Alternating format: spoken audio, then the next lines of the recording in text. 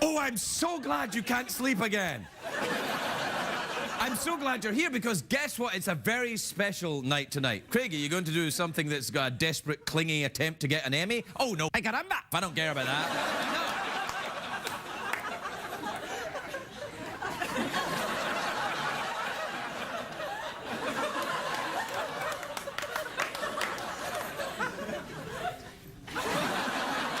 No, we're very excited here because, as you know, I believe love all the people, you know, no matter what their sexual preference or even if they come from Australia. And we're very excited tonight because in Lesbian Row, which is a small area of the audience here where we keep, specifically for, you know, lesbians, we have Australian lesbians!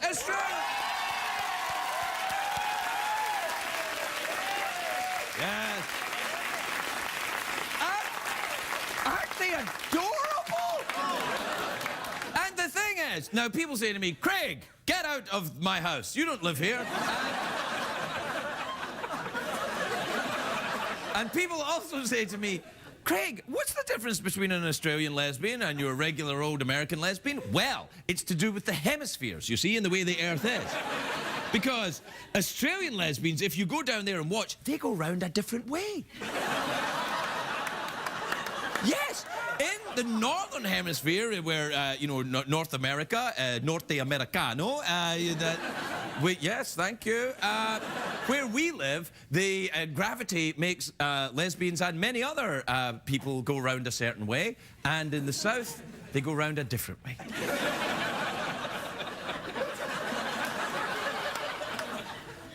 I made that up. There's absolutely no difference except that they were there and I have a noticeable lack of material.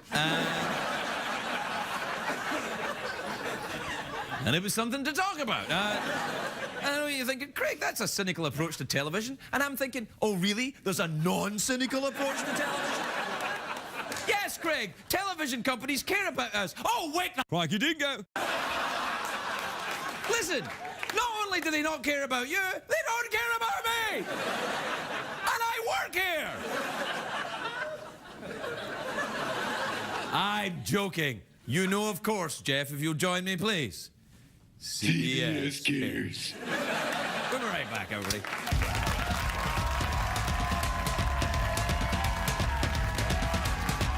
The Late Late Show with Craig Ferguson, sponsored by Prudential. Prudential, bring your challenges.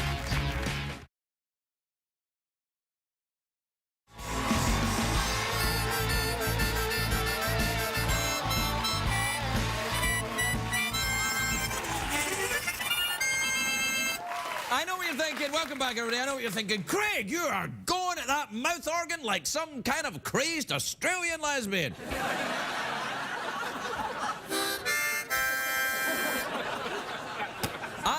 I've been. The ladies there are from Melbourne in Australia. I've been to Melbourne in Australia. It's a very, very nice town, full of. Jeff, have you ever been to Melbourne? Oh, hell yeah.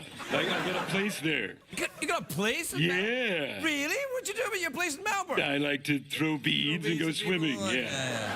What? You ever been to Australia? Yeah. Really? Yeah. What did you do when you were there? I went for a walkabout. Really? Really? Walkabout, you say? That's the Aboriginal tribal ritual where a young man walks off into the outback and looks after himself for a while. That's correct, Craig. I was on a journey of self-discovery. Yeah? Mostly of the self-exploratory kind. So basically, you went into the world's great last wildernesses and tutti frutti, is what you're saying. Yeah, that's about it. Well, that's deeply moving, Jeff. Do you know, though, here's an interesting thing about Australia. In Australia, they spell Jeff the way you spell Jeff, G-E-O-F-F, as opposed to in America, where we spell Jeff J-E-F-F.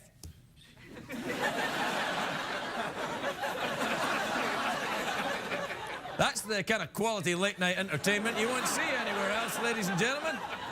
The spelling Jeff thing. How to spell Jeff and Australian lesbians go around the other way. No, they're right there. That's it. Who needs a band? That's a hell of a show right there. Yeah. That is. Are you still thinking about Paris? I had a great... We were in Paris last week.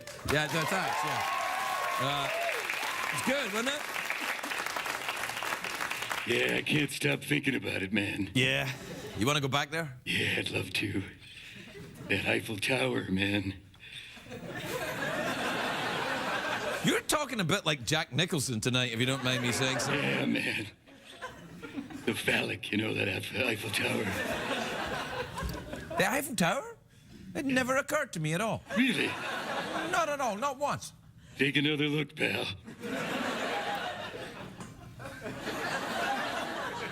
Nope. No, I don't get any of that at all. I don't go for your phallic imagery on this show, buddy. Anyway, we should, you know, what time is it? Oh, yeah. The dingo ate my tweet mail.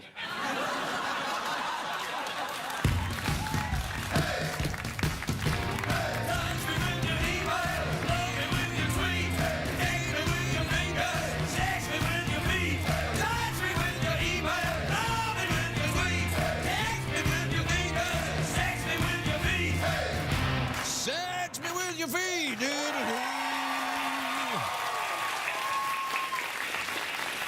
All right, let's see what we got here. Oh, by the way, we took the kangaroo testicles to Paris, everybody.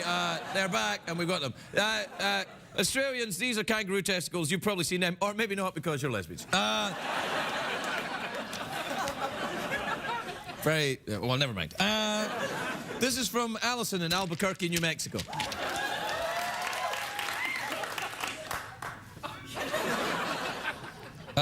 Allison says, "Dear Mr. Ferguson." Ooh, terribly formal. "My satellite provider rates your show as being iffy for 14 and under. What do you think that means exactly?" I think it's iffy no matter what age you are, really. What do you think? I think this show is a pretty iffy show, don't you? Yeah, I think it means we're in a lot of trouble. I don't know that I agree with that, Jeff. I don't really care. Me neither. Screw it. Yeah, I think people that watch this show know we're the kind of renegade, outlaw, dusty, wandering guys that can't be tied down. Yeah, we're the kind of guys who would go into the Australian outback and take care of business. Yeah, we're kind of like Thelma and Louise.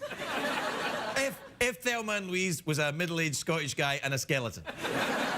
Yeah, we're like Oprah and Gail. Yeah. We're like Oprah and Gail. Or we're yeah, that'll do. All right. This is from Max in Fairport in New York, who says, "Dear Craig, Jeff," and oh, Secretariat. Who's that at the door?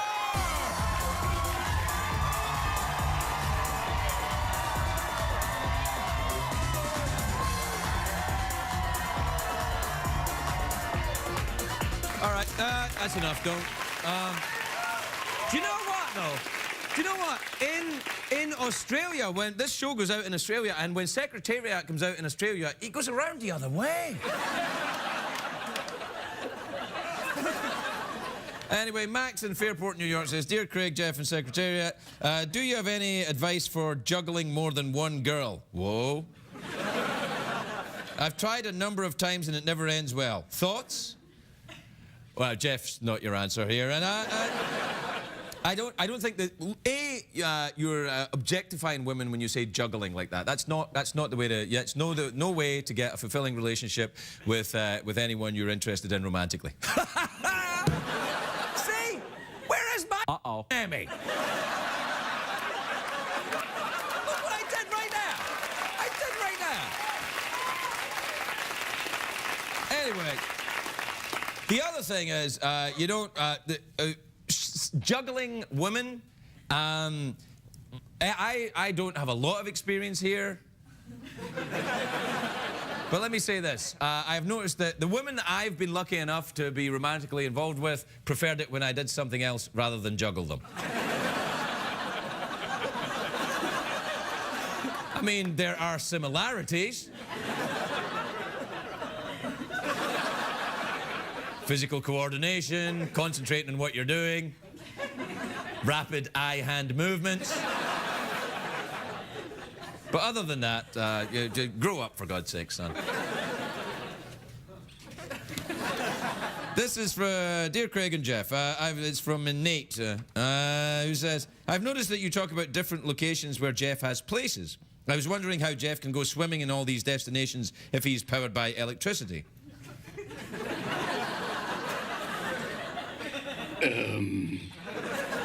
I wear protection.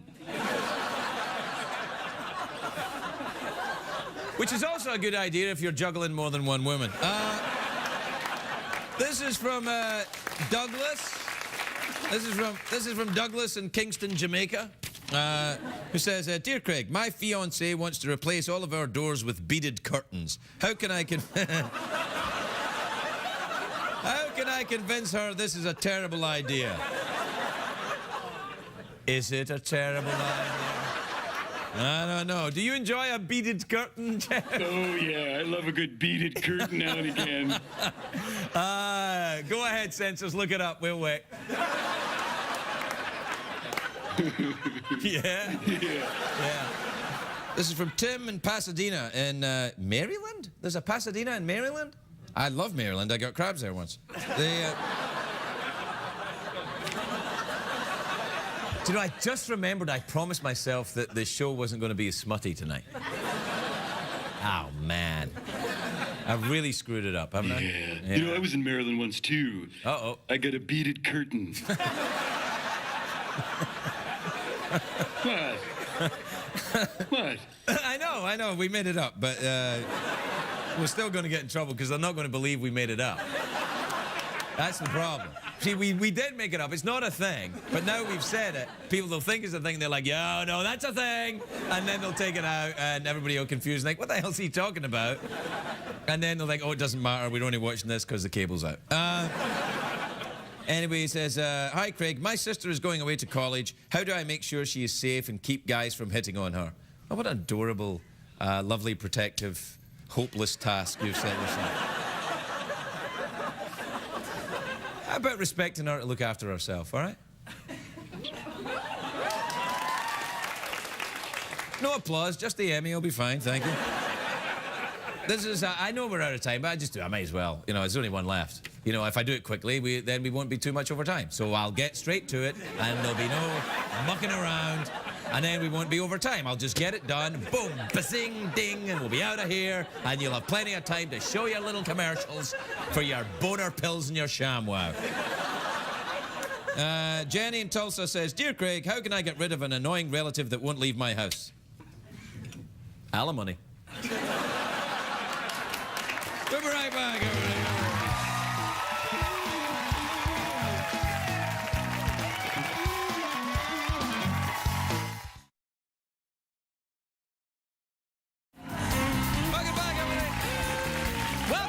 Welcome back to the big show where no expenses spared or even spent.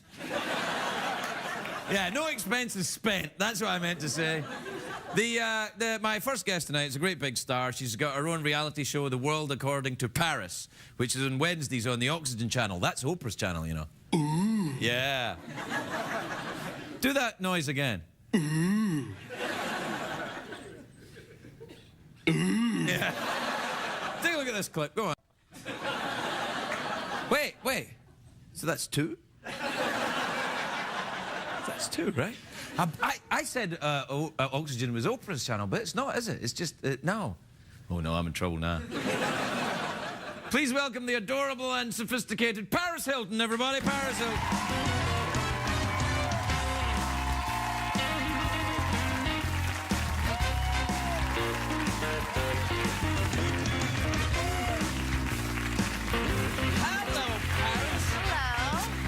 Fantastic. Thank you were you. really nice. You know the look you've got going on, it's a little reminiscent of a sort of 1960s sexy air hostess. Thank you. That's what I... Wasn't really what I was going for. Really? No, I think that's a good... What were you going for then?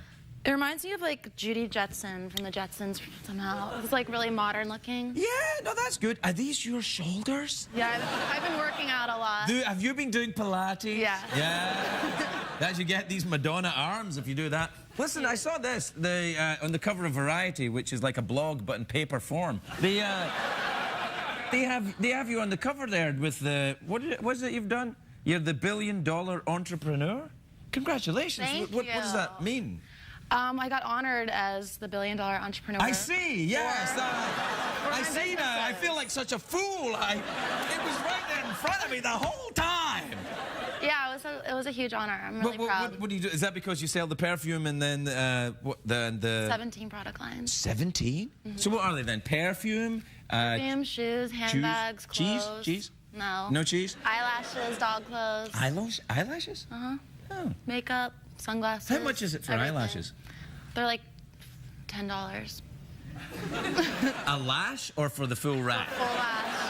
So you get like $10 and you put them on? Do people are wearing a lot of eyelashes now? I think I've got very I'm stubby wearing little- them. I thought they were Get real. some for you. Really? You can look like They're more Liza than Minnelli, like you like. Oh, I do look like Liza Minnelli, though. That's right. That's right. You weep into your tea, bitch. I look like Liza Minnelli. But this is good. This is very good. And does this mean that you're very wealthy then? I do well for myself. Do you? Selling. Do you ever go to the stores and help sell the perfume? No, I do like appearances there, but I don't actually work. Well, that's all right. I mean, but could you ever, like, if someone came in and said, "Oh, I want," what's the name of your perfume? There's 13 different ones, so. Really? Yes. All different smells? I didn't know there Always. were 13 different smells. I thought it was like food and poo, and that's about it. No, they're different. Really? So, and do you construct these smells? Really? Do you have a very sensitive nose? Yes. Really? What? And do you go to a factory and then put? Do you have a laboratory in your house? Well, I've been doing this for 10 years now, so Right. it's been a while. So that you make the perfumes yourself using science? Basically. So, all right. So talk me through the perfume process. Then you start with you got a beaker of water. They basically send me all different types of fragrances, and And you pick say, my I like favorite. it, I don't like it, or Yeah. this needs a little more cinnamon. It's a process. Right, okay, well, that's nice. What about the shoes? I'm actually wearing the shoes right now. Oh. I designed these. Oh, these are, now that's got a red sole. That's a bit like Christian No, they're Louboutin. pink. Oh, they're pink. Oh, sorry. Yeah. Do you know, I met him when I was in Paris, which is coincidentally named after you. I met him too. I I liked him very much. know. He's He makes cool. the shoes. He had these shoes that had eyes on them. He's pretty talented. He's very talented. But I think that if you have shoes that... wouldn't you worry if you were wearing shoes with eyes on them that they were looking up your skirt? I never thought about it. Well, you got to think about these things. You're in the public eye. You're the $1 billion entrepreneur thing. Now, listen, tell me about your show then. Do you give these people full access? Yes. There's complete full access. Really? And we show everything. Oh, I don't Very know. Is that a crazy. good idea? I mean, you know, you got to leave a certain air of mystery. You know, you're a sophisticated woman. You've got to, you know, leave some bits covered up. No, it is. I mean, personal things that happen in my life. It's all on the show. It really is? Oh. Like that, Fun. was that a poo doctor you were talking to in that clip? No, that was an acupuncturist An acupuncturist? for stress. Do you have stress? Who doesn't? Well, you know, you're holding it in your shoulders. I know. Yeah. There he Do you ever get massages? is. Yeah. I like a massage. But see, when you get a massage, do you ask for a male massage or you don't stress? It doesn't matter to Only you? female. I get uncomfortable with the guy See, rubbing. I'm like that too. Only female. No, seriously. I think because, you know, if it's a dude, I know men, and we're not, you know, we're dirty. He's gonna want you too much. He's going to want, you know, he's going to get a glimpse of, you know, the old Liza Minnellis. Sexy. And he's going to go, oh, and it's professional courtesy will go out the window and he'll go nuts. Yeah. I can see that happening. Yeah. No, but do you ever wonder, when you're getting the massage, do you think, oh, I don't know this person, and then they could sell stories about my body to TMZ and stuff? No, I only Well, you have one should think person about I've these used for things. years. Oh, I you don't- do? Yeah, I don't use random people. All right. No. You should. What if you're like, you're touring, right? And you're going around the world with your perfumes and your shoes and your eyelashes. And you're in a hotel and you think, oh, I'm so stressed. My shoulders are out to here. I'm never wearing a dress like this on Oh, your come show on, again. it's nice, it's nice. So anyway, like you're going around with your perfume and your eyelashes and your shoes. You're in a hotel, you're feeling stressful. You wouldn't get a massage from just like a regular hotel massage? No, I would. Yeah. Would you ever knock on the next door and say, "Hi, I'm Paris Hilton, sorry to bother you, could you give me a massage?" No. Not my You should thing. do that. That'd get you in the paper, all right. That would be creepy. Do you ever get bored being in the... Do you ever get bored and think, oh, shit, I can't take this famous thing anymore? I've been doing this for 15 years now. Yeah, I know. I've been doing this for 6 years and I'm bored off my ass right now. I mean... I never get bored. You really don't? No. You only live once, so you have to make the most of it. I don't know. There are many Hindus that would disagree with you. What? Do you believe that you only live once? I think you do. Yeah. I don't know. I mean, I like to think I'd like to come back as an animal. Shark, actually. Would you like to come back as an animal? Do you still have pets? You have lovely pets. Yes, don't you? I do. What do you have? I just got a new sugar glider, which is like a flying squirrel. So cute. That's interesting. What does it do? Flies. Nice. And does it store its nuts for the winter? No. It doesn't.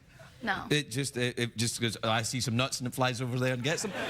It's a flying squirrel. They're kind of like monkeys a little bit, aren't It's they? a little bit. It's a marsupial, so it kind of Right. looks like a monkey squirrel. Australians know all about that. Kangaroo. I You ever love been to Australia, Have you- yeah. I like Australia. Love Where it. have you been to in Australia? Sydney and Melbourne. I lived in the Gold Coast for 3 months. Did you? What did you do there? I was shooting a movie called House of Wax. So we lived I've there. seen that movie. It's scary. Yeah. No, it's good. Thanks. Better than some I'm in anyway, I tell you that. Huge. That isn't saying much, though. Yeah. Sexy. Hey, mouth organ or awkward pause? We're out of time. What? Mouth organ or awkward pause? What's a mouth organ? Well, mouth organ is like, we have this thing, because we don't have a band and we only get the robot. Oh, say hi to Jeff, will you? He's a big fan. Hi, Jeff. Hey. Right. So, what we do is, because we don't have a band, right, we like to end the show with, little segments with the guests by either saying mouth organ, awkward pause. Mouth organ is a harmonica, where you play the harmonica. Awkward pause is, we do an awkward pause. Or touch my glittery ball, which is a new segment we're thinking about, but we haven't really figured it out yet. Mouth organ. Mouth organ? All right, then. Here's what you do. You just take it out. Can you play? No. Really? You surprised me. Do I look like I know how to play this? Yeah, you just take it out. Take it out and, blow it. You ready? Let me see you do that I need again. my lipstick. Yeah, no, sure. All right, wait. That looks good. You ready? 1, 2, 1, 2, 3, 4. Paris Hilton, everybody.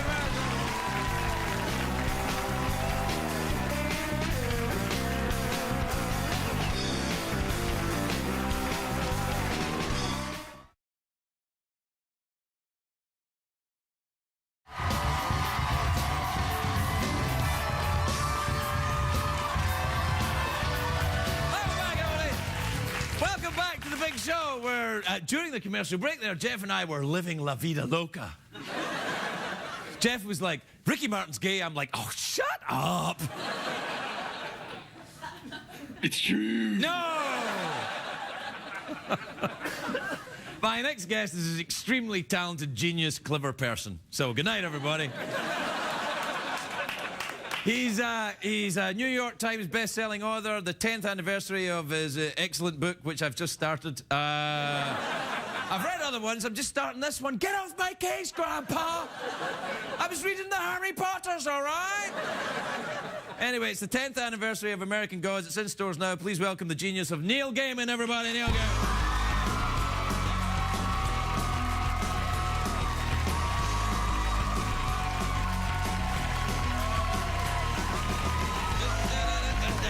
Welcome, Neil. Welcome. Thank you. There you are. All right. That's enough. How are you? I'm really good. You seem very relaxed. I can tell by your shoulders. Yes. I wanted the Judy Jetson ones, but they didn't have them in makeup. That's Pilates, man. You've got to do the Pilates to get these. I feel that this is long overdue. I've been following you on the Tweety box, and and you like things that I like. We should probably be, you know, friends or indeed lovers. Absolutely. It's really peculiar because I know all these people who know you, and we have never met. I know, it's a strange thing. It's almost like a romantic comedy starring Tom Hanks and Mel Brooks. Can I be Mel? Yeah, you can be anything you like, man. I clearly am in a mess tonight for some reason.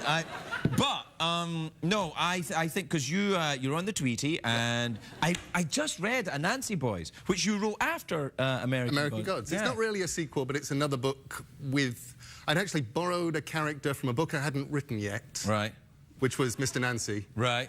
And put him in American Gods, and then got round to putting him in A Nancy Boys, and then everyone went, it's a sequel. And I went, no, it's not. Oh, yeah, all right, it is. Well, see, now, when you're writing stuff, like, for example, you write a book, it's called American Gods. It becomes a classic, and everyone loves it, and you're very clever, and, you know, and all that. But what happens is that the book goes out there, and people form their opinions on what things are in that world which you have created. Does that mean then that it no longer belongs to you? Do you feel it's off in the ether and it's no longer part of you? It's definitely no longer yours. Right. But that's just something I got very, very used to over the years. When I was writing comics, yes, you'd look around and suddenly you'd get people dressed like characters I'd written in comics, and then you'd meet people... You don't need to be passive-aggressive, man. I only did it a couple of times. You were beautiful. No, thanks very much. This is a Sandman thing. I just thought it looked good on me, that's all. But now, it's interesting because you have a following of people not dissimilar to maybe very completely, well, you know, a different type of writer, but... Where are we going with this, Well, I was going to say that Stephen King has this same kind of fanatical group of people that love everything he does, and you have that too. I do, but I feel much safer with my fans than Steve does. You know, I remember years ago... yeah. You might want to rethink that, actually. Except for him. Yeah. The Stephen King years ago telling me stories about how he, you know, come home and found some strange lady living in his attic. Oh, that happened to me. And I'm so far my attic. You know, I go and check sometimes, but nobody in there. Well, I've read some of your stuff, and the stuff that's in your attic is probably too frightening for people to go hang around with. Do you... oh, you wrote the Doctor Who's I as did. Well, yeah. Well, which is another weird thing we have in common. You actually... I mean... Knock it off. You actually have a character from my Doctor Who episode on your desk. What, the glittery ball? No. Because I got to bring the TARDIS to life. Yeah, no, listen, I got to tell you... You haven't seen that I haven't yet, seen that yet. I can't spoil it for you. No, well, here's what I do. You know I'm a hopeless alcoholic. Yes, absolutely. Right. So I stopped drinking a while ago, but when I drank, I used to binge drink. So I would drink a lot and then stop. And I'm kind of like that with Doctor Who. I'd save them up on the DVR, and then, like, I get my big scarf on and my hat, and I stay at home and I just watch them. You watch them, then you wake up in the morning hating yourself and swearing never to do it again. It's like you know me, man.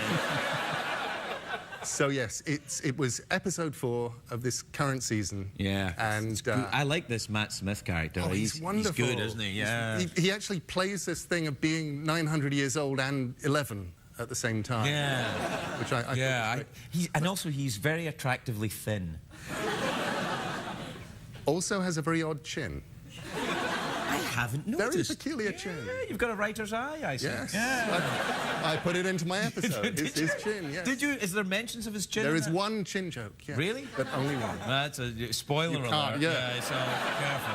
But it was a feeling of such peculiar power getting to write Doctor Who. Did you watch it as a kid? Yeah, I'm absolutely stereotypical. You know, started watching at age 4. Discovered Doctor Who because the kids at my nursery school... do you remember those bottles of free school milk we used to get as kids? Yes, they used to give free school milk in Britain to kids before Margaret Thatcher stopped. Took it away. Yeah, and made us all work up the chimneys. Exactly. Right. So we'd get these little bottles of milk, and what you used to do is you drink them with a straw till you got down to about that much, and you'd blow into them so you get bubbles coming up. Yeah. Or we did that. I don't know, you may not. Well, we huffed paint, but it's very simple. Yeah. So, but I remember... the first time I ever saw all the other kids, they start, instead of doing the blowing thing, they'd drink their milk and then they'd bend the straw over at the top and they'd start moving them around on the table going, I will kill you, I am a Dalek. And I thought, I don't know what this is, but I have to... Yeah, I have to be part of this, yeah. And, you know, 3 weeks later, I'm watching it from behind the sofa because there was that shared children's knowledge that they couldn't see you. If you were behind the sofa. You know, we knew that the television was a window. Yeah. And monsters could look out of it, but if you were behind the sofa, they'd just think, there's nobody there, it's just a sofa. Right, exactly. We have come across miles of the universe. Oh, where'd they go?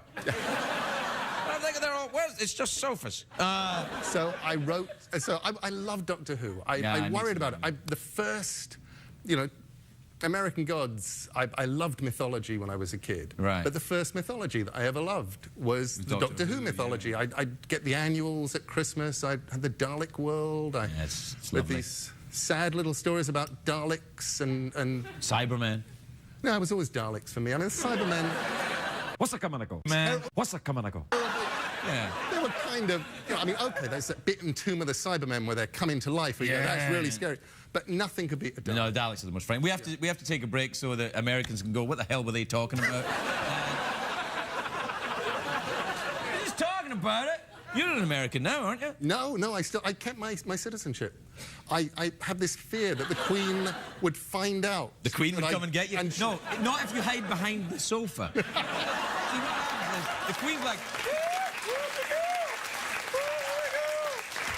Fine, if you ever need to hide from Her Majesty, nip behind some furniture, she's confused. What if she brings Charles with her? He's like, I can hear them.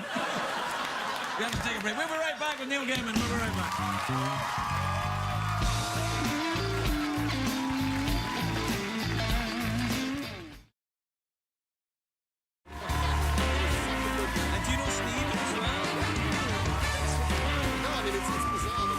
I know, it's the strangest thing. Welcome back, everybody. Welcome back. I'm here with Neil Gaiman. We don't get along.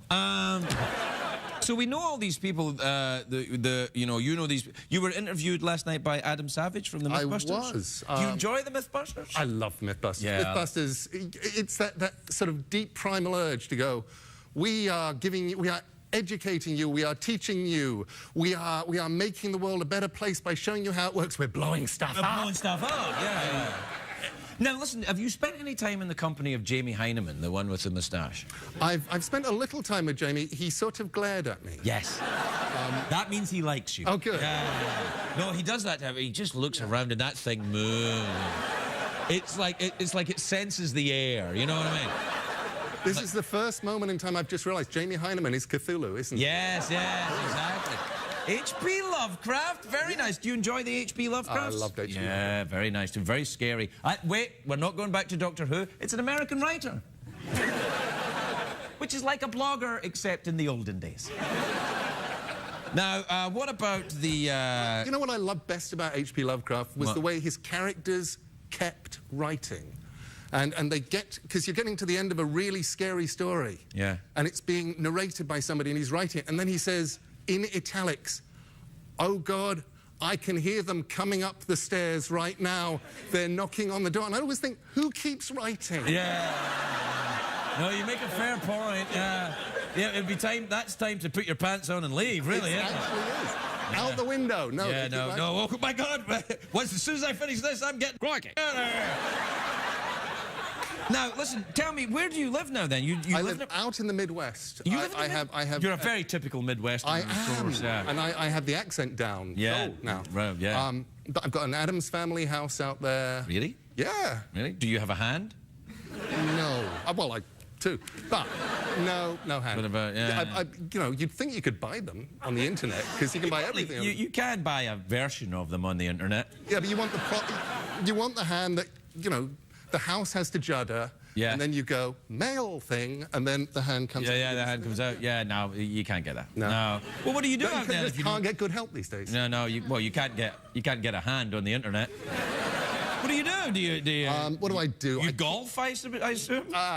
Never golfed. No, I'm not I keep bees. You keep bees? I do. What, in detention?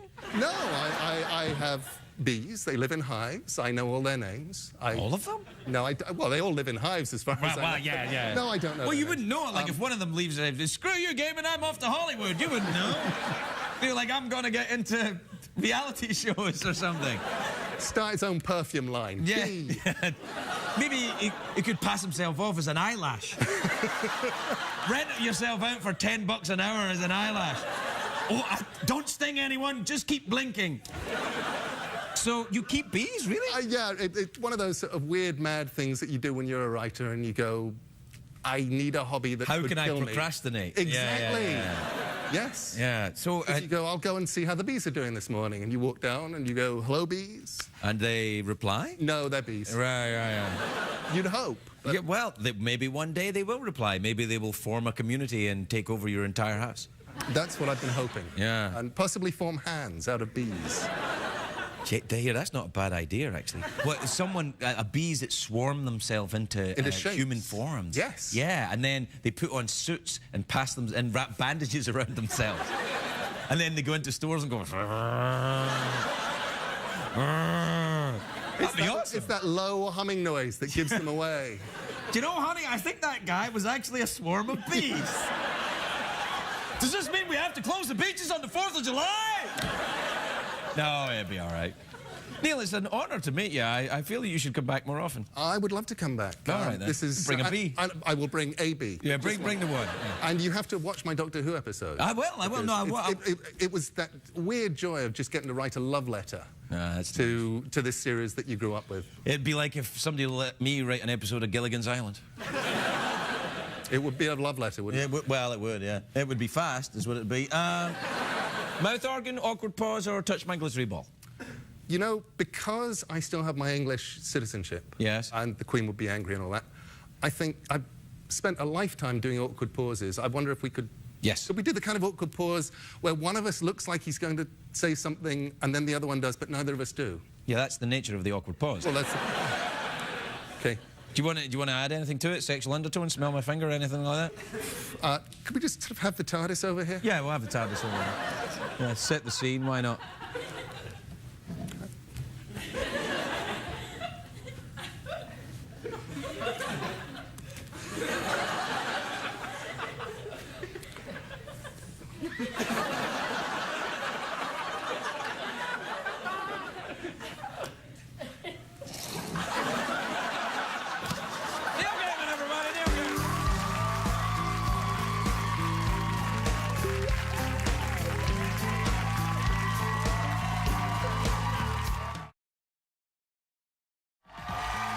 If you're going to be in the Los Angeles area and would like to attend a taping of The Late Late Show with Craig Ferguson, please call 323-570-0059 or visit oneiota.com.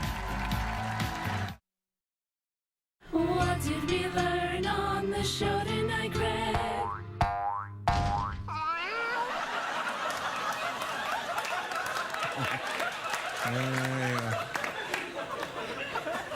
Well, that cat made a journey in that kangaroo there. You know, sometimes I can almost feel like I feel like I can... I feel like I know what Jeff's thinking sometimes. Craig, can you hear me? Yes. The show was good tonight, Craig. Was it? You did a fine job. And yet it seems like you're in some way frozen in some way. Don't acknowledge it, Craig. I'm reading your mind now. It's nothing to do with my battery being broken. Quiet now. Craig, Yes? you must go to Maryland.